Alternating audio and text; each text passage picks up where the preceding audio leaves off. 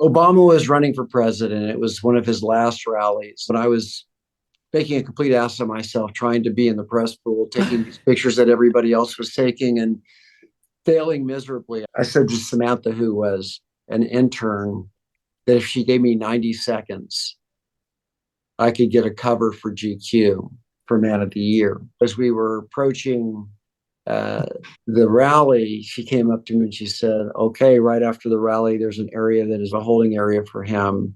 He's going to give you 90 seconds. I had somebody pick up a white sheet from a local Walmart so that I could hang it on the side of this trailer. So I had a white background because there was no place to set anything up. Yeah.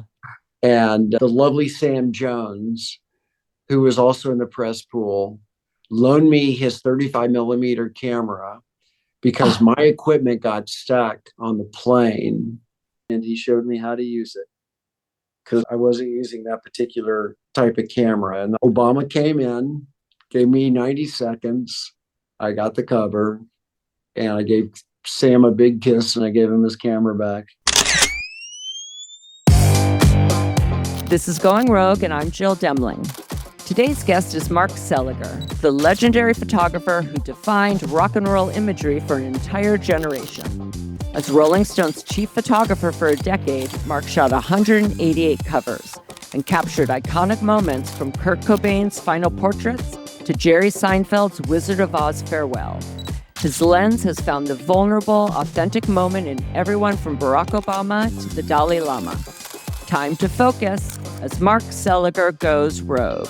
And be sure to check out our Instagram at goingrogue.podcast to see the images we discussed today. Hello, Mark Seliger. Hello, Jill Demling. How have you been? It's been forever since we've had parties at your place. Oh, that's right. I do remember a couple of moments you, let's say, closing shop for me. But yes, it's been forever and everything is, it's a pretty changing landscape. Lots of changes in the industry, but a lot of opportunities in the industry. So Exactly. yeah, I'm doing all right. Great. I am thrilled to have you on Going Rogue today. For over 3 decades, you've been the photographer behind some of the most iconic images of our time. From Kurt Cobain's haunting Final Portraits surrounded by cascading red roses to Jerry Seinfeld as the Tin Man, whispering jokes through laryngitis, you've captured the vulnerability behind the fame, the humanity within the power, and somehow managed to make every single frame feel both intimate and legendary.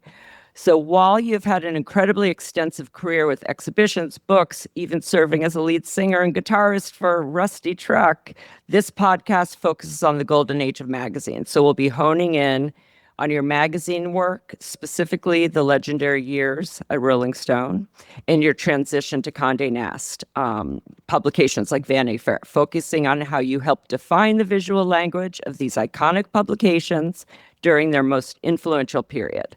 So I've learned so much about you. Wow. Old friend. But what fascinated me is how you've created a career built on capturing authentic moments, right? Those off moments and in-between moments. Something that you've talked about that reveal who people really are. So before we dive into your journey, I want to talk about that process because I've been thinking about it and going down my own rabbit hole. How do you capture authentic in-between moments when the camera has to still be in position to capture it, right?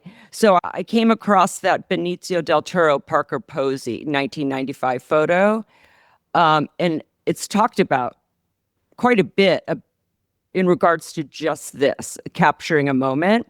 And there was a quote, I don't know who it was from, but it said, Mark Seliger's ability to capture this authenticity made photograph a timeless gem, a fleeting yet perfect moment that reflects the spirit of the 90s. I don't know if you could talk about that specific image and how you captured a moment that didn't feel set up. How does the talent relax to be authentic and not feel like they're posing, but you're in position to get the picture? I think what you're alluding to, and to kind of answer your question with the question, is how do we get an authentic moment within a session? Right. That's kind of a complicated thing to explain. But basically, what's happening in a session is that I come with preconceived ideas and concepts of where I want to go with them. And I'm usually kind of backed into a corner with time restraint. Right. So I have a lot to do in a little bit of time. And then I have to make sure that I win my subjects over, and I create an image that I'm going to be happy with. And I know for a fact, especially with the experience over the years, that if I walk away with something that I'm going to like, then I'm serving everybody what they need, meaning that I feel like the magazine is going to be delighted with it. There's usually enough outtakes to go back and play with that at the end of the session. But those in-between moments really happen by just observation. For instance, with the Parker Posey and Benicio del Toro picture, the way that came together was through a fashion story that I was doing for the publication. I knew that we were going to be in Little Italy. I had a restaurant I wanted to go and have them dining at. Wasn't sure what was going to happen within that. I figured a plate of spaghetti would be a good start.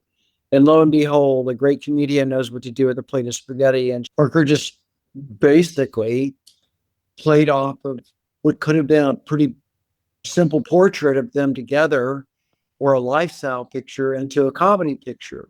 Right. And, I'm egging her on quite a bit during that, but she's taking the bull by the horns.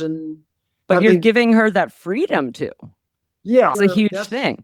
Yeah, that's where it really comes into play, is where you feed somebody. It's like a director who feeds a line, and then you wait for the actor to deliver the line. And that's really what I'm doing, is I'm feeding a line to my subjects and seeing where they react and how they react in recording it. Now, the camera's always on, right? So it's really up to me to be able to take those burnt kernels out of the mix and find that little hidden gem. And that really happens from just patience and trust and relationships. Yeah. And making them comfortable, because I can see an image like that wouldn't happen with, say, a photographer. I'll just use Annie, because what she sees in the setup is exact, right? So there's not a lot of time to move around and change that. It's already been set up with lighting and with stand-ins and all of that. So it's also great for the talent to be able to move around. I think that that's a great observation, but I do believe too that there are moments where my subject's hands are tied, basically, because of the same thing. It's like I have a vision of what I want. Maybe it's a very kind of reductive experience. I don't want there to be a lot going on. I want it to be more of a formal portrait, or I have a really specific idea that I've art directed down to the T, that I may take a suggestion, but I usually will go back to what I originally want to do, because you have to make everybody feel involved. Right. But I totally get it. Every photographer has their own way of working. And one of the rules I have is to have no rules. I don't believe my work will ever grow if I do it the same way every time. So I've always been one of those people that you can say, wow, you have no personal style. Yet I do. I mean, Right. It really depends on how you see it. You're in the fashion world, Jill. You know the fashion world inside and out. And you can make those decisions very quickly. When I decided to work in the fashion world after I was out of Condé Nast, not that I was out of Condé Nast, but I decided to open up the window in order to be able to work for other publications in the Condé Nast world too. I had a great mentor by the name of Franca Cesani. Franca was a little bit familiar with my work, but I showed a great passion for doing something that I had never done before, which is to really explore. I've done fashion stories many times. Yeah, of course. Not under that Yeah. kind of detail, that excellence that somebody who's an expert really understands. And she took me under her wing. And she just said, go out there and make the pictures that you do. But here's what I would suggest. And so it was a brand new experience. It was like starting over again. And I loved it because then I was taking what I'd already known, the people that I had brought in as my support, and I recreated that language through new support, through people that were really experts. Right. Where I took the subject, who was at one time was a top A-list celebrity, and it turned into a beautiful piece of couture. And that was the hero. Yeah. So for me, any of those moments of education are completely surprising and unique and exciting to me, to be able not to necessarily be pinned down to one thing. Yeah. Well, this is interesting because your yearning for learning, let's put it that way, started young. So let's get to that. So I'm going to give a little Cliff Note version of the first 20 years of your life so that we can get to Mark Seliger landing in New York City. Okay. So you were born in Amarillo, Texas. When you were 5, your family moved to Houston, which you've described as having a really interesting balance of poetry and urbanness. Growing up in Houston, you attended the High School for Performing and Visual Arts, a magnet school centered around media, video, television, and photography. Your last year was more of a photographer apprenticeship.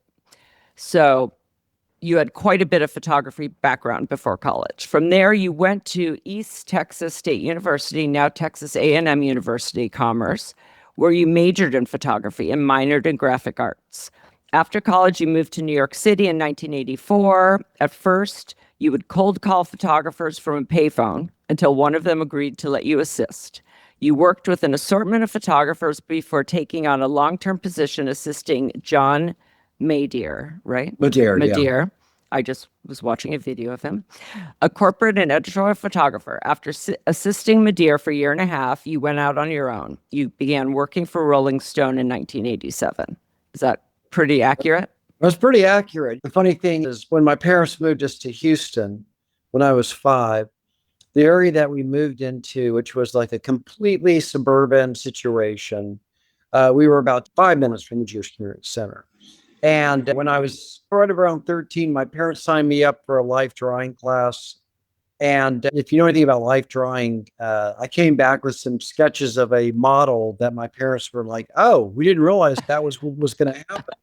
You're like, And thanks, Mom and Dad. Thank you. This is the greatest thing that's ever happened Yes. to me. And then they instantly signed me into a photography darkroom class.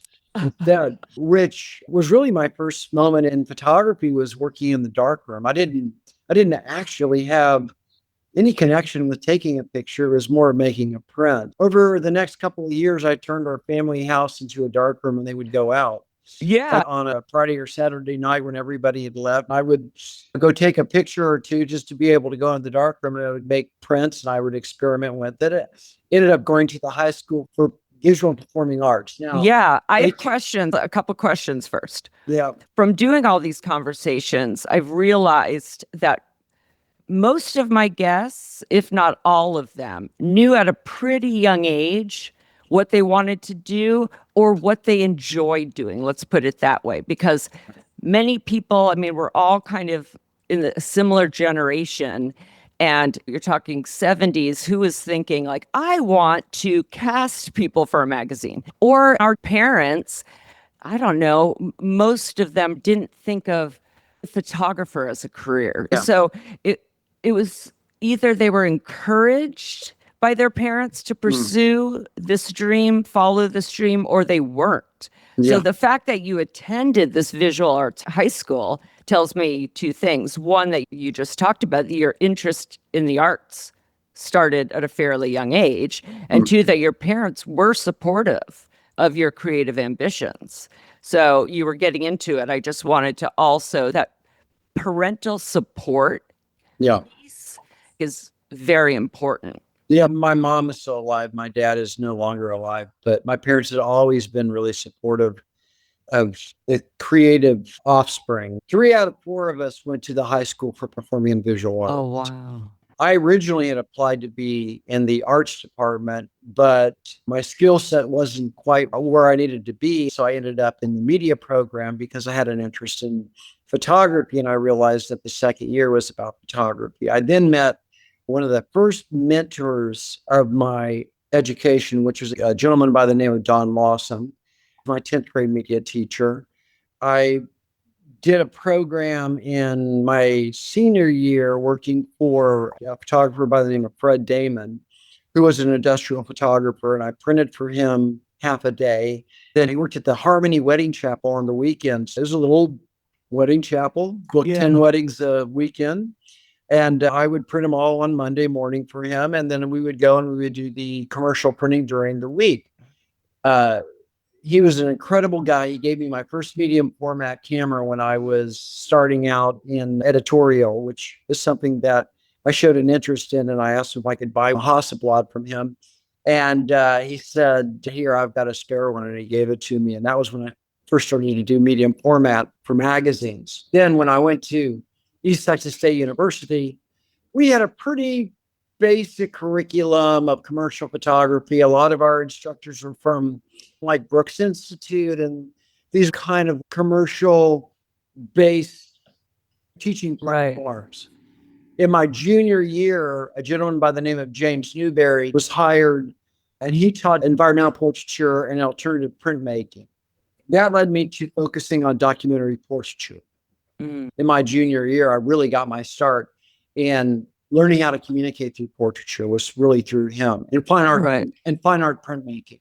But I have a question though. Let's go back further. You're in Texas. Okay. So I'm thinking football, sports, like what was the beginning of I like the arts? When did that happen? Or did your parents intend to send you all to a specialized high school? Yeah, it was very much a kind of a storybook suburban environment for me. And my folks just really encouraged us to take art classes or That's amazing. Explore a lot of different ways to express ourselves. Yeah. At that time, you're like trying to keep kids safe and off the streets. So you're signing them up for anything that you possibly Of course. And keep them well-rounded in hopes that if you show them enough, they'll go towards the thing that is most interesting to them. But you have to give them... The interesting thing that happened when I was in my teenage years is my dad also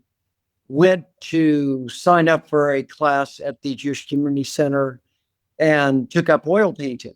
Wow. Yeah. And my dad was a pipe and steel man. My dad was a very interesting guy. He was a little bit of a paradox too. He was a Navy officer until he was 33. He was a bachelor until then. He was an actor. He performed at the community playhouses. And so he had an artistic bent to him. And my mom was a school teacher, but she was really interested in early childhood education. So that would make sense. She sees the value. Yeah. And so her day job was very much around helping kids with gifts and with some learning disabilities, finding ways for them to come out of their, their problems and to strengthen their gifts. She really was a pioneer in discovering how to create programs to get kids sort of on track. So it started at home with us. And that's amazing. We were all very creative in terms of the way that we thought. Yet we also were the archetypical suburban family. We played little league football, baseball. We were in scouts. We had very similar suburban backgrounds as anybody else does. But we also had a creative outlet, which was encouraged. Yeah, that's special. When I was talking to Phyllis Posnick and she was talking about wanting to work at Vogue, her parents were like, no, it's not happening. Your father owns a hardware store. You do not have the pedigree. It's just not possible. You got to go make money. You're off our payroll right now and like bye. Well, it was not vacant of my relationship with my dad either. My dad set up a company that he called Mark S. And the reason why he called it Mark S is because he wanted me to take over the company. And he thought that I was the most likely heir apparent to follow in his footsteps because I had a connection to what he did. I sort of had a great connection with people. it was a sales position. It was selling pipe and steel.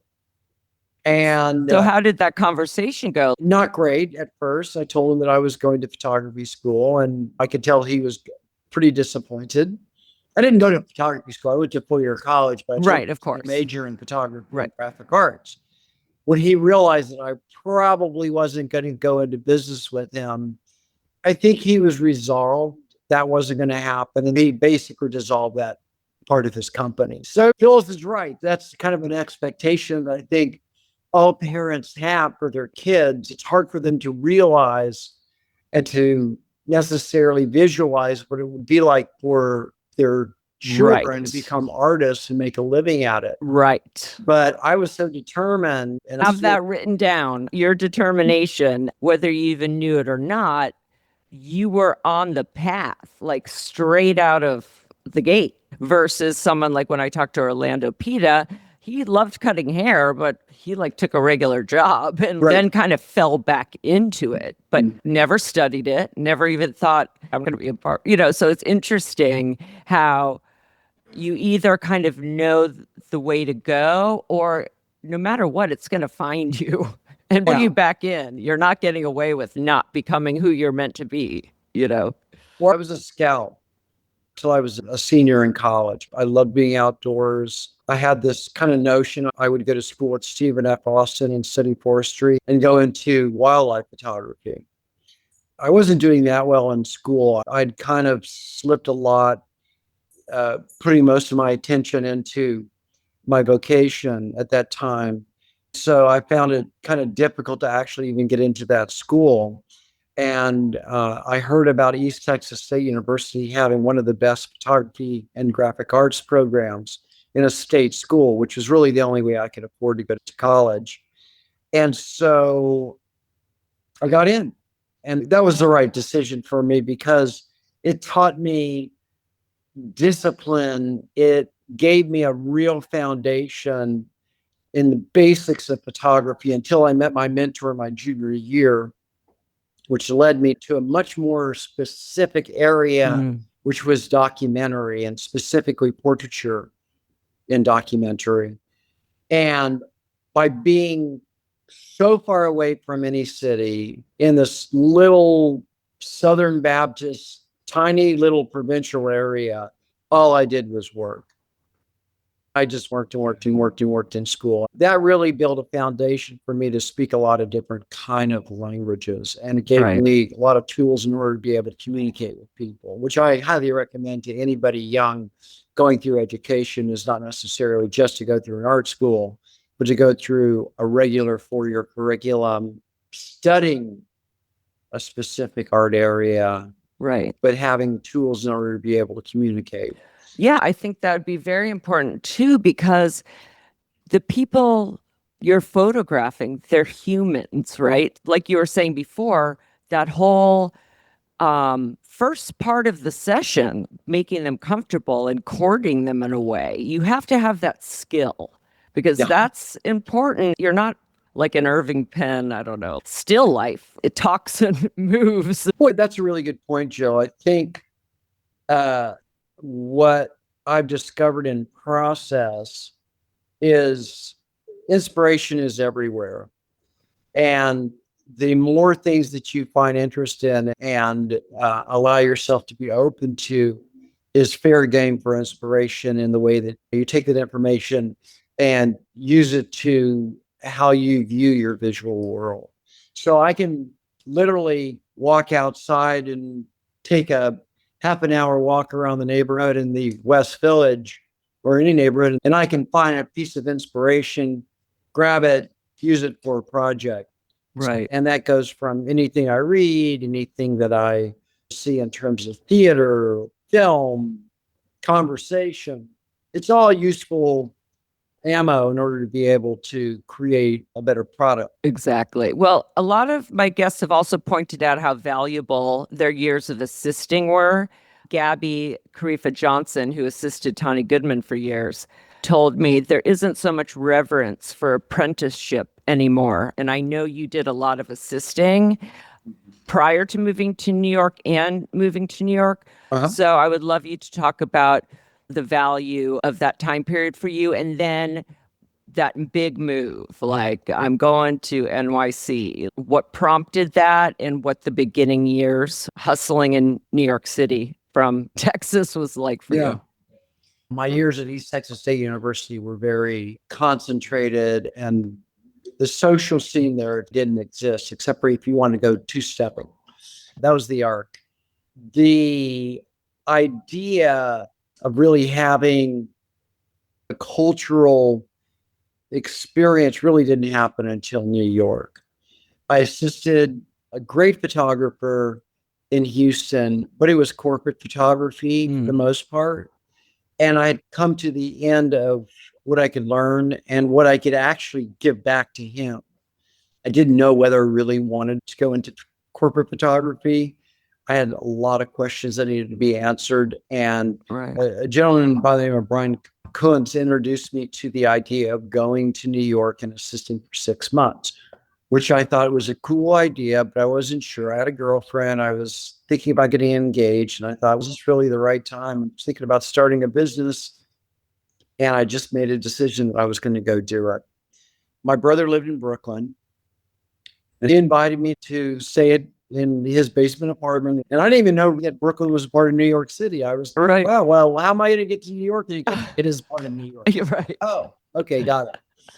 And almost immediately I would go and I start to find photographers. I actually knew a lot of photographers I wanted to work with. Let me ask you something. So the first thing is, with these assistant positions, are you still learning the mechanics of the different cameras? Because when you talk about you've learned as much as you could because he's a certain type of photographer, I guess in my mind, I always thought the different types are the subject you're photographing, but the technical part would still be the same. The technical skill that I had to learn for New York was completely different than the skill I had in Texas. So when I came to New York, I would meet with the photographer. Basically, what I would do is I would go to 14th Street, have my portfolio, which was an assistant portfolio. I'd start plugging in dimes into the phone booth, and I would start calling photographers who I had essentially scouted out in what was called like the Black Book, which was like this index of photographers. Yeah. Are these magazine people yet or no? No. Okay. So these are commercial photographers. Okay. Some of them did magazine work, but a lot of them did basic commercial work. Some of them were still life photographers. Some of them were catalog photographers. And then there was a couple of people that gave me references to photographers they knew, and they said, I'll put a call in, but you should go see them. I don't know if they have a position open. So for instance, one of the photographers that I met with and who eventually gave me one of my first jobs was a still life photographer. So the question was, do you know how to work an 8x10 view camera, and can you load 8x10 Polaroid? And I said, yes. And called me back the next day and said, hey, I got a job for you this Friday. Can you be at the studio at 8? And I said, absolutely. So I went over to one of the camera stores and I essentially acted like I was going to buy an 8x10 view camera and that I was going to purchase a Polaroid system, and I had them show me how it worked. Oh, that's awesome. And then I kind of practiced over there a bunch. And then when I got to the guy's studio, I went over everything with his first assistant and realized I wasn't really going to be handling that day, but it was something that I may have to do in the future. So I just watched him with a microscope, basically. Yeah. So what were you meant to do on that first day? I was there just helping out and everything I could with the system. Okay. If he needed me to go and bring a balance board, I would bring the balance board. Okay, got it. If he needed me to go get lunch, I'd run out and get it. It was very self-contained, this little studio. It wasn't like there was a bunch of production people running around. No, that's better for you though, because so I was doing whatever they didn't want to do. Right. Or needed me to do. And then after the day of shooting, I would clean up the studio, I'd sweep it out, I'd make sure that it was ready to go for the next day. And that was it. And I assisted probably, I don't know, maybe 6 or 7 different photographers.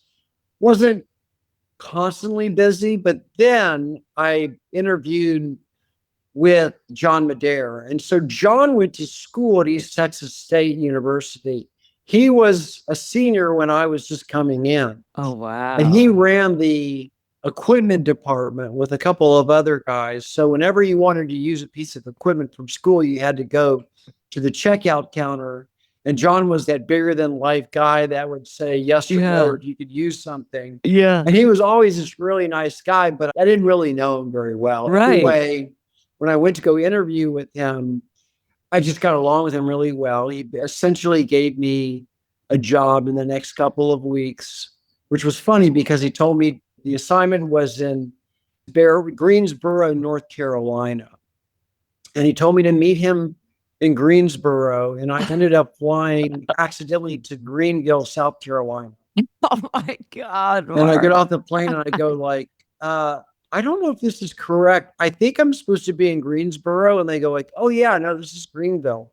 Oh my And I- God. And I kind of sat there and I thought, okay, how am I going to get out of this one?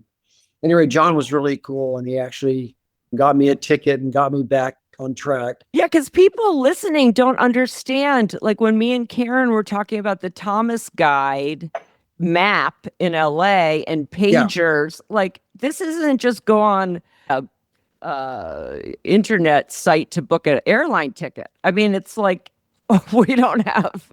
Well, he had a travel agent who actually got the Right. information a little bit confused. So I ended up in a different state, essentially.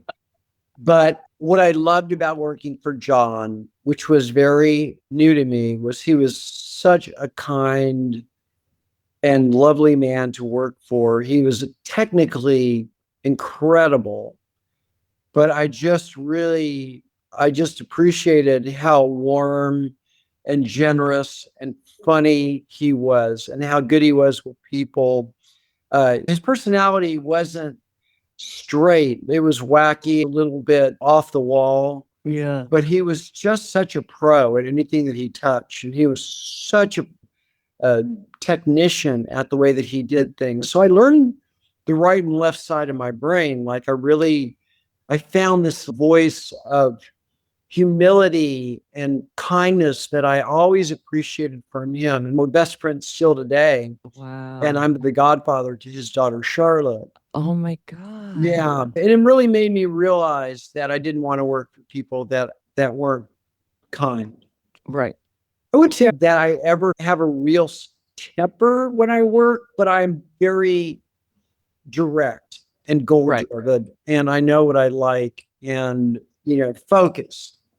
Right. But I do believe that what John passed on to me about having a sensitivity and a kindness in the way that I work with people have kept people at the studio. Yeah. Listen, I haven't been on a set with you, but I cannot imagine you being different than who you are, which is this kind soul. And we all know before Me Too what sets can be like, Yeah, there's definitely a seriousness and a demand and a focus that comes with the work that we do. And, speak of the work that you do and the work that you've done, that has a lot of pressure to it. Yeah, and there's no HR on photo shoots. Poor hair people. No, you They're are the your ones own that get, HR. they No, get the you're- brunt of everything, the hair people, for some reason. But, Yeah, no, you're definitely around HR. But the only way that it's going to be an enjoyable process is if you bring joy to it. right. And obviously, I can tell you a bunch of stories about when we were in that kind of moment of tension and disaster that you thought, okay, this is not going well. Yes. I can either take it 2 steps back and think about it. There's really no alternative. Right. And you just learn how to cope. Exactly. And I think that John was a great problem solver. Great. That's so And- important. That's so important because you And- can only control so much on that set, Yeah. Mark, even as the most important person on the set, other than the talent and you, but still you are the one taking the picture and that's what you're there to do. And so John much, was yeah. one of these people that was a cool cucumber, had a vision which I thought was super helpful and could essentially in any lighting situation, really any kind of environmental situation, he could find a way to make it work and do a pretty fantastic photograph. So he gave me a lot of intel from both sides of the brain. Yeah. And one of the most frustrating or stressful situations I've found is being on set when the light in natural light, and it's either Herbert's with the golden hour. It's like, we have 10 minutes, or waiting for the cloud to come over because it's too bright. I don't even know how you guys, I'd be like, studio, oh, let's do it in the studio, because it's just all those elements. That's the magic of being experimental and trying things. There's always a way to solve that kind of technical experience, and it comes from your own problem solving abilities and really having a good team around you that can think on their feet as well, Right. and know your formulas, but at the same time can offer good suggestions. Right. To a certain degree, I rely a lot on my assistants to understand what the outcome needs to be and to help me find a solution or be able to solve it. Right. You know, it's everything from like shooting in rainstorms to being, you know, in crashing waves to snow. You never know what the situation is going to bring and how you're going to deal with it, but you just have to be prepared, and then you have to be able to pivot.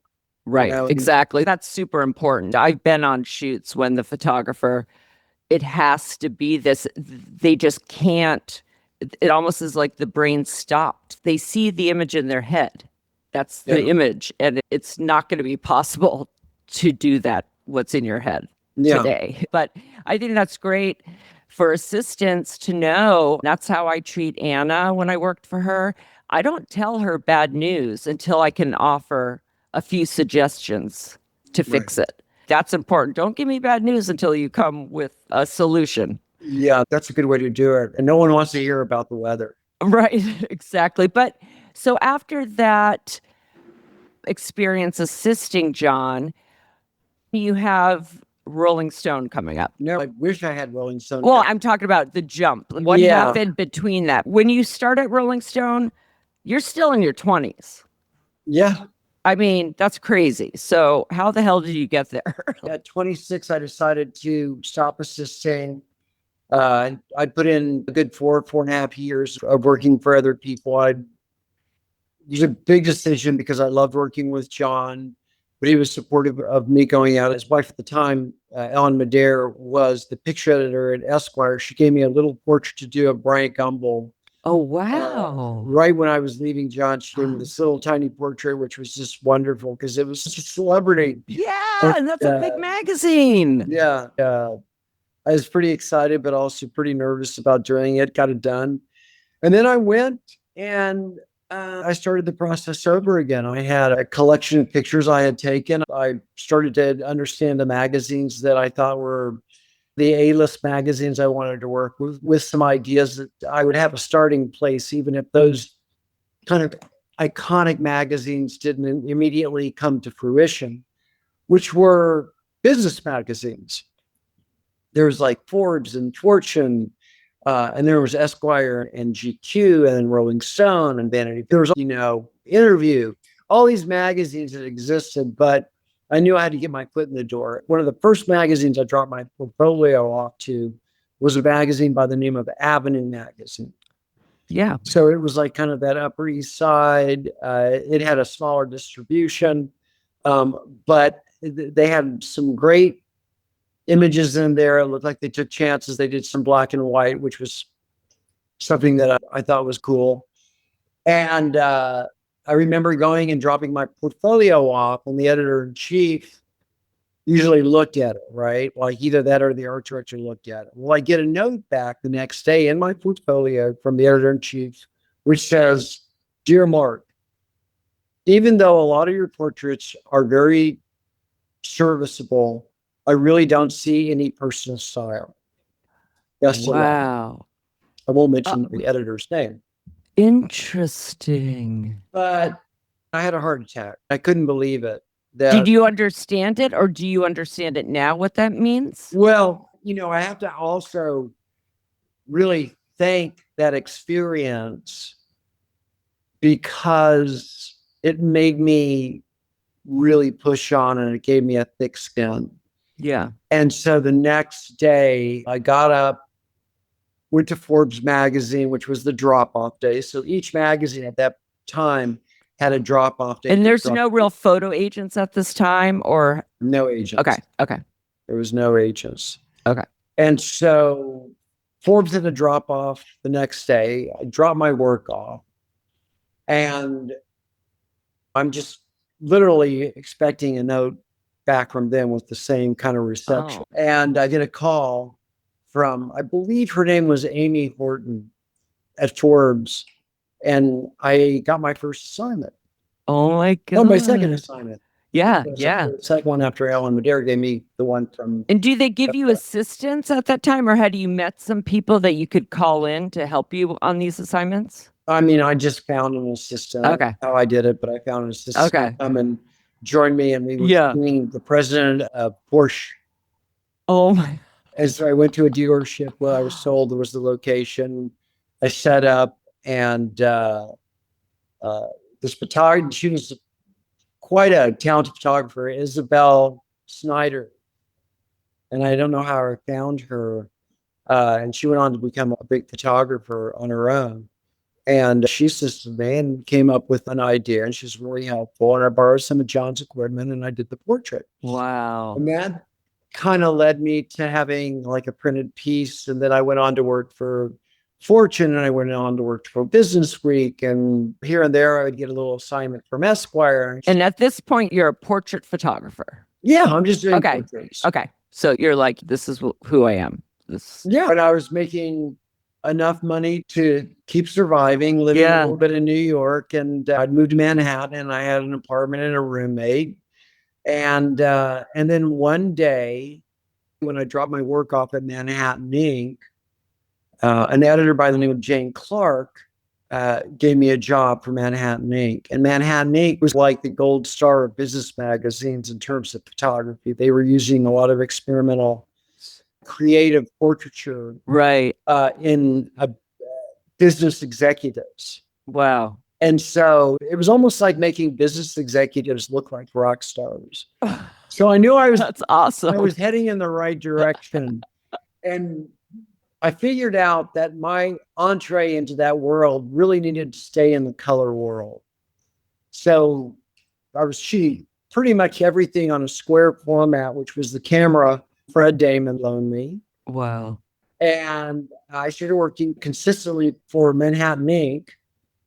and continually sending my book to Rolling Stone. And the photo editor at that time was Lori Kurtockel. Right. And also a gentleman by the name of James Franco. And I believe that Jim gave me my first job. You must have been out of your mind. I was out of my mind. Seriously, you're a musician, you're all this stuff, and like Rolling Stone at the height. Well, I wasn't a musician musician at that time. But everything. I was playing Cat Stevens songs in my closet. I love Cat Stevens. Yeah, that was about as far as my musicianship. But that was the magazine. And that was it. That was it. Yeah, I was pretty excited, to say the least. The assignment was for the Hot issue.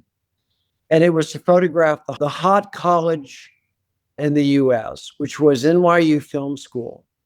So I came up with this concept of taking 3 of their students and creating this kind of make-believe scenario of doing a student film on the streets of New York City, using a super wide angle lens, all shot in color, because Rolling Stone was one of those magazines that the black and white looked fine, but the color was your only way to really get the picture to pop. Right. Went out on the street with these 3 models. And the funny thing, I procrastinated doing this picture until the very last day that I could do it, because I was still organizing how I was going to do it. And I was picking a location, and I was pretty insecure about actually getting the job done. So I just basically procrastinated. And The day before, I found the location, which was near NYU. It was a street corner near the school. And it was a balmy January day of probably 65. The next morning, it was -7. Oh my God. And I borrowed a friend's car, took the equipment down, set the shot up. Students were great. They came out there. Everybody just like froze their butts off. But they were super excited. We got the picture done with many breaks in the little heated lobby next door Right. and lots of hot chocolates. And that was it. At 4:30, when the sun went down, that was it. The shoot was over. I put all the equipment back in this little Celica that I borrowed from my next door neighbor. Yeah. And I was just about to get into the car, and I'd left the front door open, and a bus came and slammed into the car. Oh Sent my. the car spinning into the middle of the Oh street. my God. I gaffer taped the door back to the car, and I drove back to 104th Street to where I lived, and went up to Ben Mandel's apartment with a tear in my eye, and I Oh said, my I got some God. bad news. I said, a bus hit your car while I was packing up, and essentially I had to tape the door onto your car. It was very cool. He's like, well, that kind of sucks. Anyway, I mean, that is crazy. I sent the film in. At that time, we were shooting Transparency. So I sent the couple of selections from the Transparency, and I get a call back from Lori, and she says, this is fantastic. It's going to be the lead to the section, and it's going to run a double page. Oh my God. And expect to hear a lot from us. Oh my God. Yeah, so that was kind of the kickoff. And then the beginning of 87, I'd been working with them on several jobs, and I get a call from James Franco that says, hey, can you go photograph today the group Ladysmith Black Mambazo? And I was like, yeah. And they said, they're here just, for these interviews that they're doing with this new record that they do with Paul Simon. And I said, sure. So I found a place in the West Village that I wanted to shoot at, which is a little park, and I had a little chess table. And I had the group show up there, and we did this picture. It was on a Friday. And I went home and got the film run, and I sent it into the magazine on Monday morning. And around an hour and a half after I sent the film in, Jim called me and he said, I got something I need you to do if you're available today. And I said, I'm available. He goes, you got to rent a studio, and Paul Simon's coming in, and he's going to do a picture Oh my God. with Ladysmith Black Mambazo for the cover of Rolling Stone. If you can do Oh it. my God. And it was for the Graceland record. And she says, I'm not sure if it's going to be a cover yet, but it's Paul Simon. So I can imagine Jan's not going to run it on the cover. So a buddy of mine, Ed Keating, helped me out. We ran over to a studio on Spring Street, which I can't remember the name of the studio. I never lit a white background before. So Oh my God. tried to figure out how to do it with Polaroid and kind of put it together. I mean, I had some experience in lighting working with John that was pretty close to what it needed to be. But remember, I had 11 guys in the band. Yeah. Big African Right. giants. And then I had little Paul Simon in the middle Right. of it. So I needed a pretty big set. And White did they set, give you wonderful. any concepts when they called you, or was it like, Make a great group shot. wow? So, okay. The concept was to photograph Paul Simon in the center and Ladysmith Black Mambazo. And that Wow. really was the brief. And thinking of the cover, because talking to people and being on cover shoots, I mean, it's a totally different thing. You're thinking about a lot of different things than just a picture. I know at Vogue, you couldn't cover more than one letter, and the composition is different than the size that you'd Yeah. be taking. Exactly. So they sent me a bunch of acetates with the logo on it, one for my square camera, that would fit inside. Okay. And so I knew where the logo would go. And I had spare ones I could slap on a Polaroid. Right. That's the way we did it. Yep. That was the day that we did it. And there was a beautiful moment in the shoot, which pretty much made everybody kind of stop dead in their track. And I would say probably one of my biggest pinch me moments in my career is that they all started to sing Oh my in the middle of the shoot. And we literally just stopped and listened to this kind of amazing choir of voices in a cappella. And I remember finishing the shoot. Oh, one of the funny moments was before we started to shoot, I had just finished the test flight. The group, Lady Smith Black Mambazo, had showed up. They were getting set and ready in their traditional African costuming, which was all the same print for the most part. And I get a call from the front desk saying, "Hey, you got a call on one, pick it up." And I picked up, it was Paul Simon. He goes, "Hey, Mark, it's Paul Simon." I'm like, "Oh, hi, Paul." He said, "I'm just in a car right now. Are you sure we have time to do this? Because I have to go to the airport in a couple hours." And I said, "Oh, absolutely." Here was this man waiting to be photographed, and Paul was questioning whether there was time. And I was in the middle of like going, "Of course, you can do anything." Right. And I said, "Yeah, hurry up. We're ready to go." He showed up, and so that's your stopwatch right there. Your experience with the time. Yeah, there was definitely a time limit on what we were doing.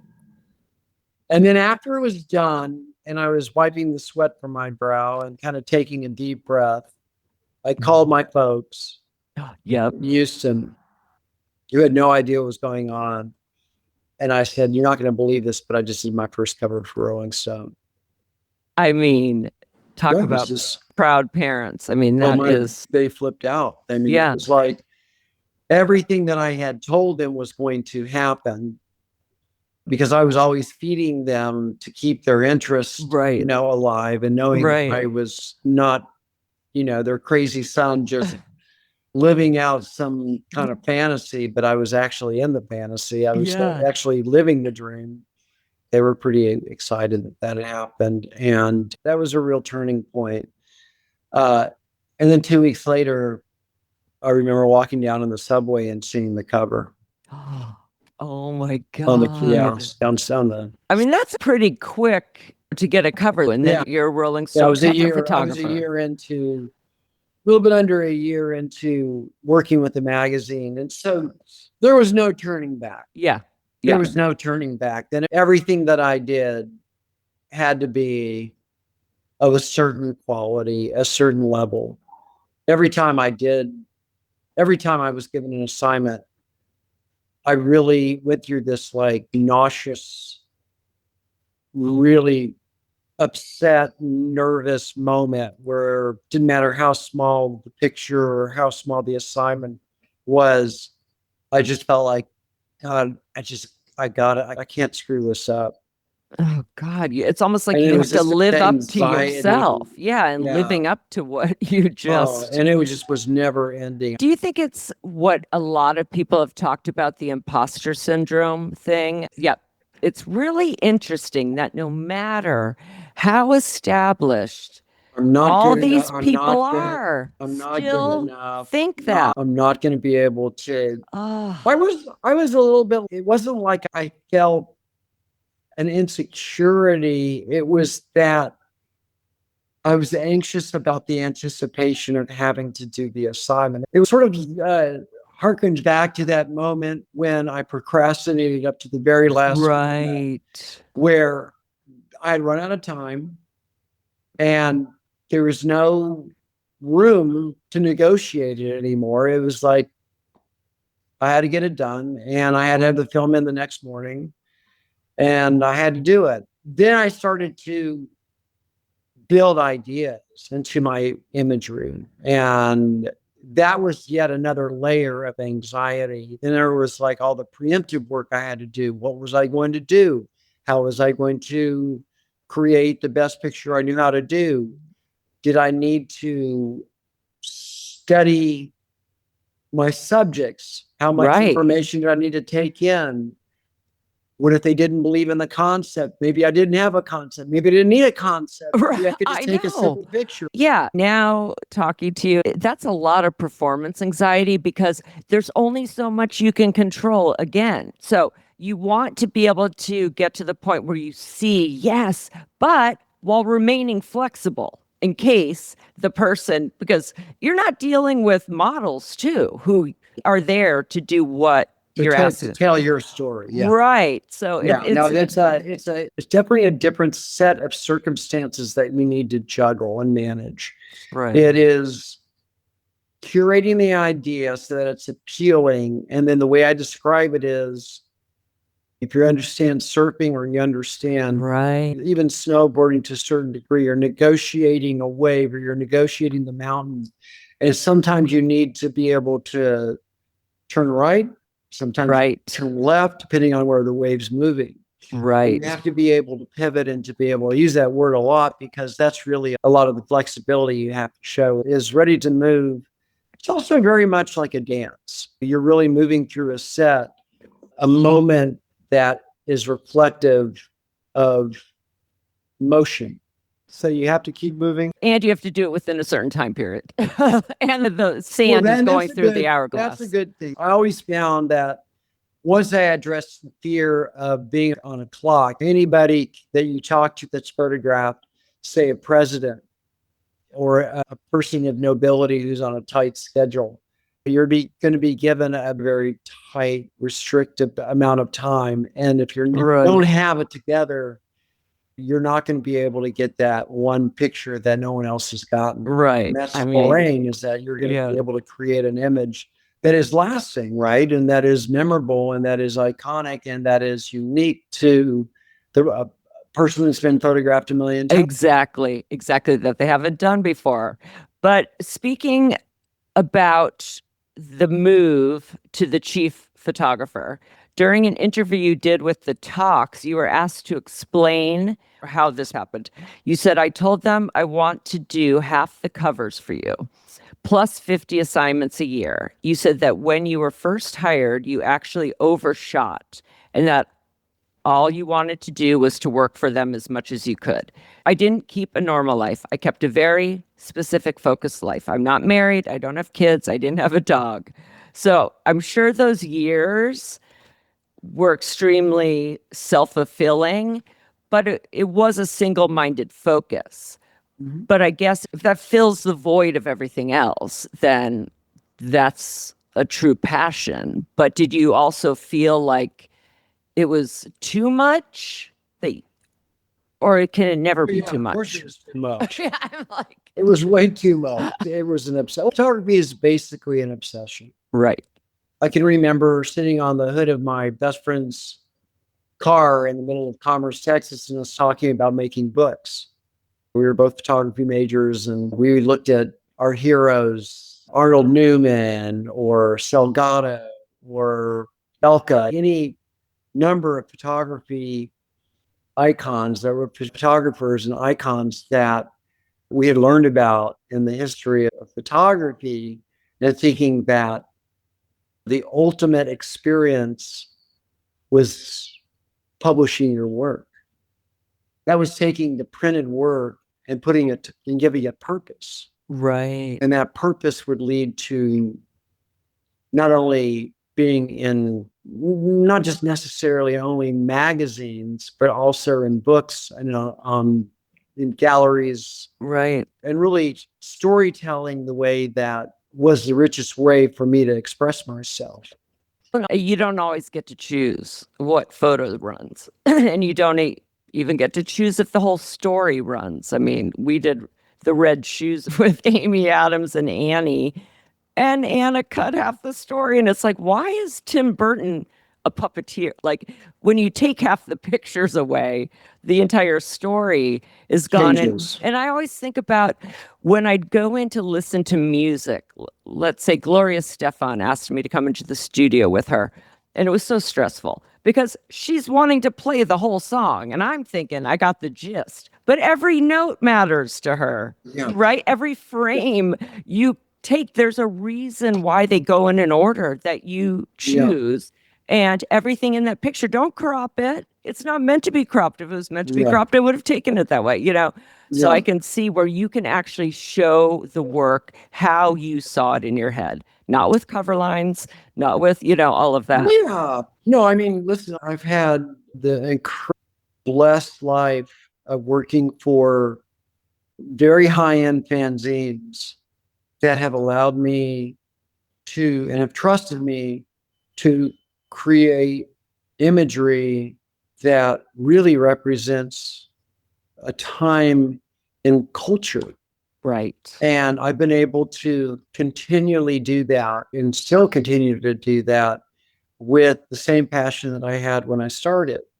And if I don't have that, then there's no real reason for me to be doing what I do. Right.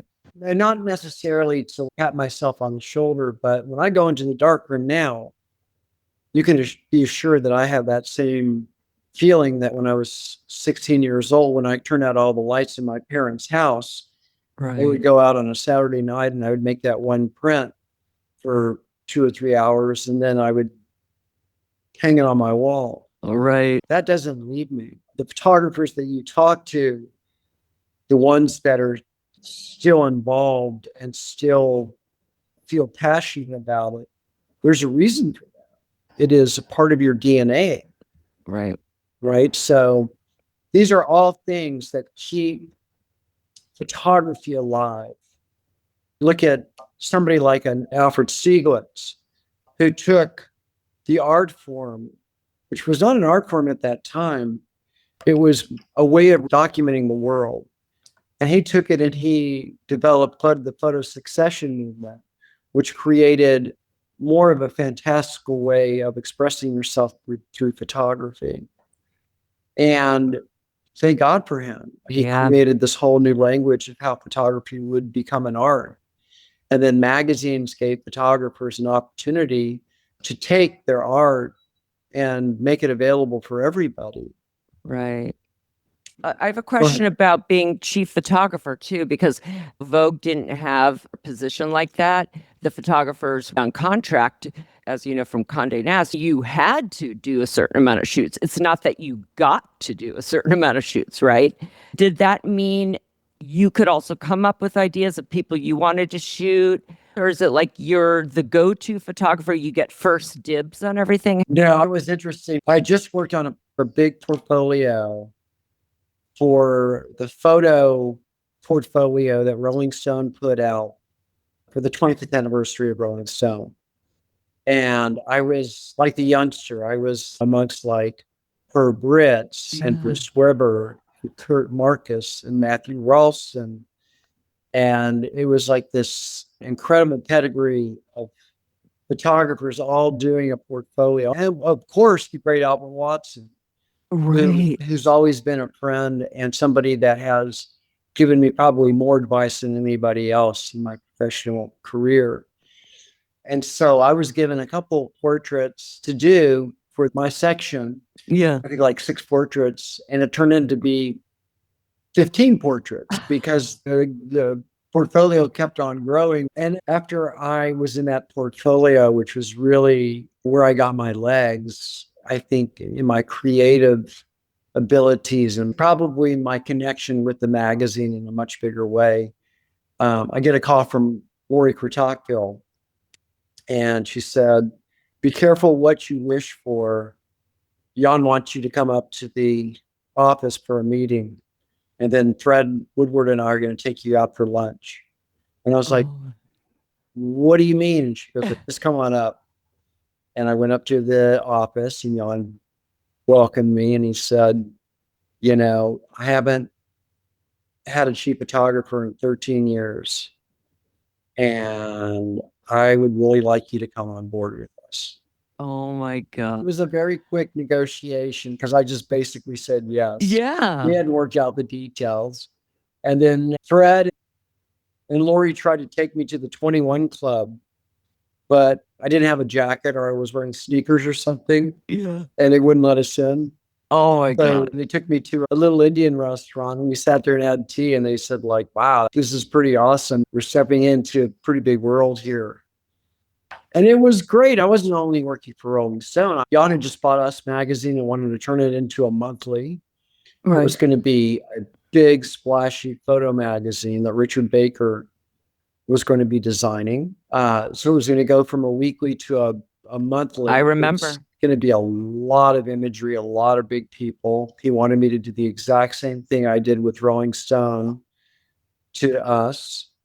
There was Men's Journal, and then there was another magazine called Family Life. So I told him, there's no limit on assignments. He said, you have to do a certain amount of assignments. And I kind of stretched even larger than what was asked. I said, I'll do this many, but I'm not counting. Right. And I said, Like, don't stop bringing me the yeah, opportunities. I'm not on a time clock here. Right. You got something you want me to do, I'm your guy. Exactly. And then I said, the only thing I really do want to ask for is that you guys will consider me for at least 10 covers a year, because I'd really like to be a mainstay with Rolling Stone if I'm going to be working for these other magazines. Of course. And I would like to be the foundation for the covers. You pick the subjects you think that will be best suited for me. I'm not going to be micromanaging that, obviously. Right. But I had a great relationship with Lori, and I had a great relationship with Jody Peckman, and I think Jim had left at that time. And I had a great relationship with Fred Woodward, and Fred and I teamed up a lot on ideas at that time. And so it was like just the start of a relationship where I felt as if anything that I did for them at that point, I could experiment and I would be trusted to bring home something that was unexpected. And that's when I started to spread my wings. And I went from mostly heavily concepted and color work to pushing the envelope in some really technical large format portraiture variety. I would spend a day or two with subjects. Right. I became well known to making people work harder than they'd ever worked during a photo shoot. Right. To the point to where I probably would never get a second shoot with them. But that was my philosophy. Yeah. I approach it as if I never photograph this person again, Exactly. I'm going to have something for myself. Yeah. Let's talk about a couple of them. I know you have the Kurt Cobain cover in your apartment because I've seen it, but that cover's not the one with the little doll heads. Is that part of the same? We never used that picture. It was always in the archive. And when I did my 30-year book, we wanted to find a photograph that was not well known. Right. And Michael Sands from Abrams was kind of fishing around for Fred and I to come up with something that would kind of stop you dead in your tracks, but was not necessarily expected. I think he was thinking it would be like a hot person, right? Like, that's a hot picture. Yeah. But Fred and I were thinking more like impact and unexpected. And that picture of Kurt, which I'd always kind of put on the back burner because I didn't know whether it really worked.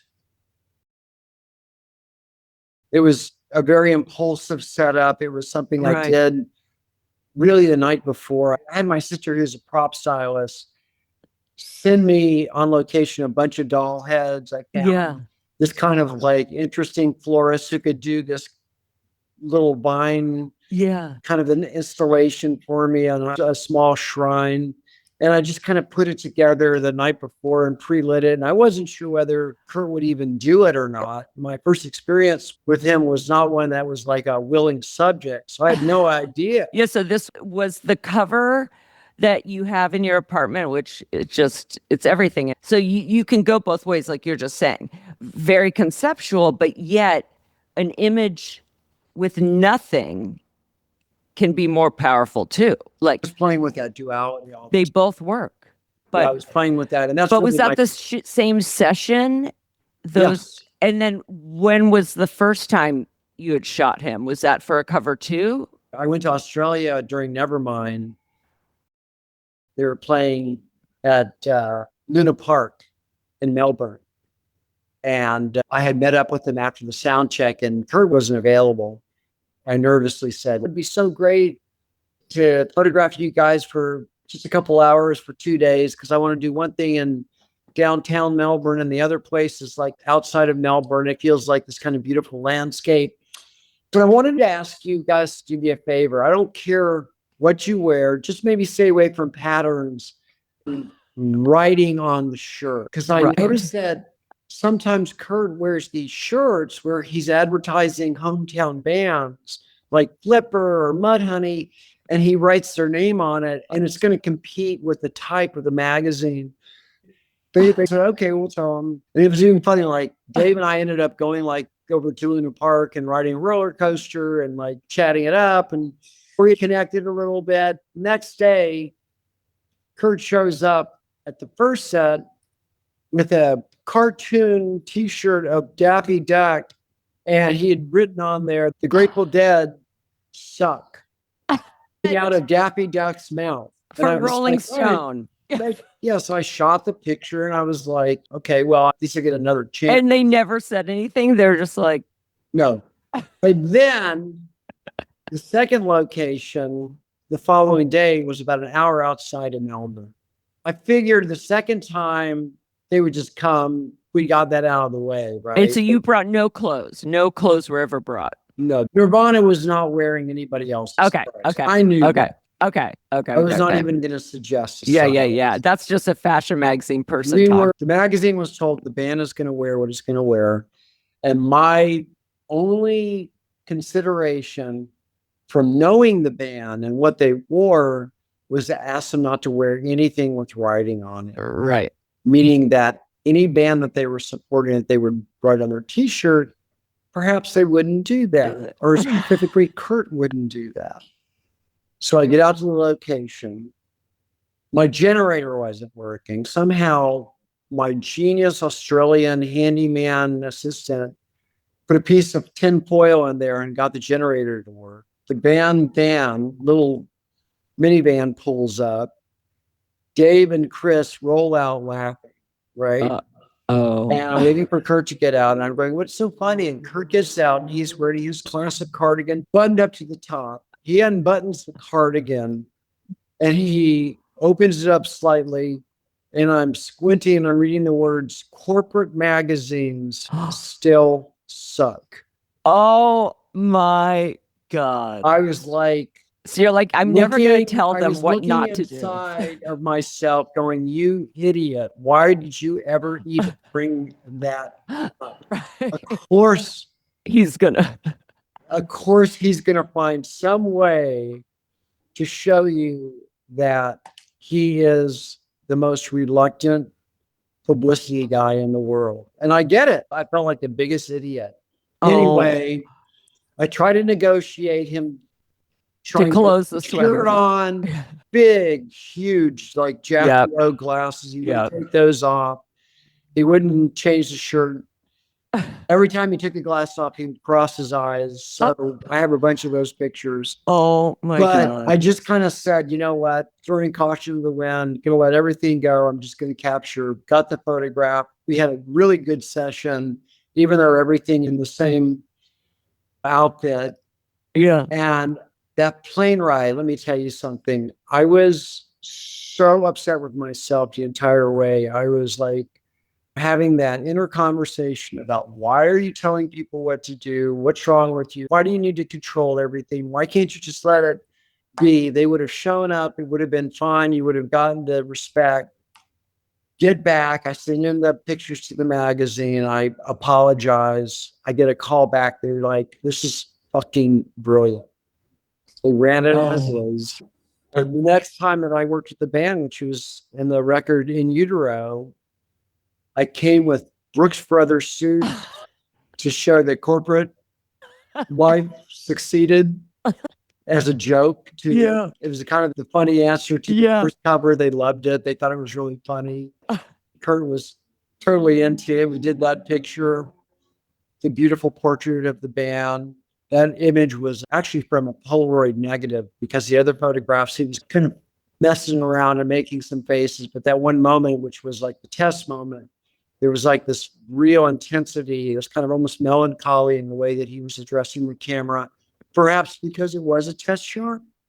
Right. And 2 months later, he died. Yeah. Yeah. You've described a vulnerability in his eyes and an unsettled quietness about him. He really was. During that moment where it was just Kurt and I working, there wasn't any small talk. I learned my lesson. Yeah. The less said, the better. Yeah. And I was just watching him and giving him a little bit of movement direction, just turning around a little bit this way, but he was super cooperative and really lovely to me. He did that portrait. He did the doll head picture. We did a beautiful photograph of the entire band. He was wearing a cheerleader outfit from this high school that we were able to get. Yeah. No, but that cover, the eyes, it's exactly how you describe it. I mean, Yeah, and that was the memorial cover. They ran the Brooks Brothers Right. cover as the band cover, and then 2 months later, when he passed, sadly, that became the memorial cover. I was in Paris photographing the Counting Crows, and I get a call at like 6 o'clock in the morning from Jody Peckman. I was up getting ready for the shoot, and I was like, "Hey, what's up?" And she goes, "Kurt Cobain died." And for me, it was like one of the most emotional experiences to lose somebody, not only who I had worked with a couple months before, but also just like what he meant to people was, and I knew the effect of that. So I don't think there was a huge discussion about which picture would be the best to use as a memorial. And I hated to even have to think about that. But his fans, everyone needed that. Everybody needed that. In fact, it was crazy because that day we were working with Adam Duritz and the Counting Crows.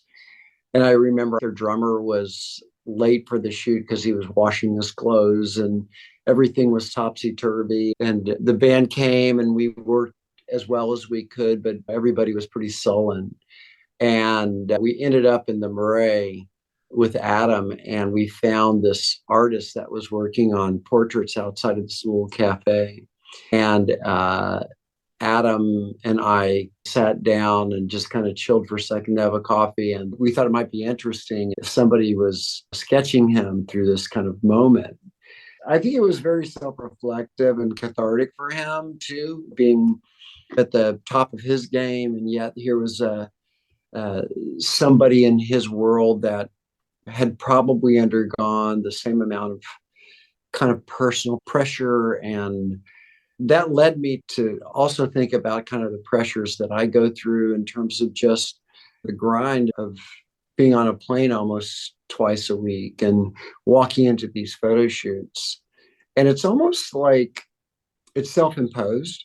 The key is to really inform your crew of what's going on, to have them have as much information about what your vision is, to give them as much information as you can about the subject so that they're informed.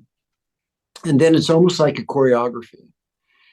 The first assistant knows what's going on. He's anticipating what you're doing. You're relying on every piece of the puzzle to move with you as you're moving through the shoot, because there is like this real insular world that I'm creating around my subject and myself, to where I'm not even really paying attention to the things that are happening around me. I may not even see if there's somebody 2 feet away from me doing something. I'm just micro focused on my subject.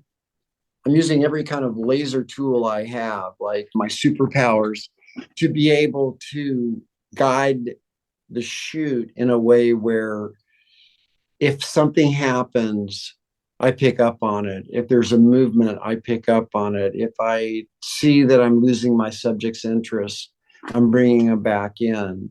And I'm keeping them really close to the process of what I'm doing. And by having that kind of creative energy, always positive energy, exuding from myself, then it reflects into the crew, it reflects into the session.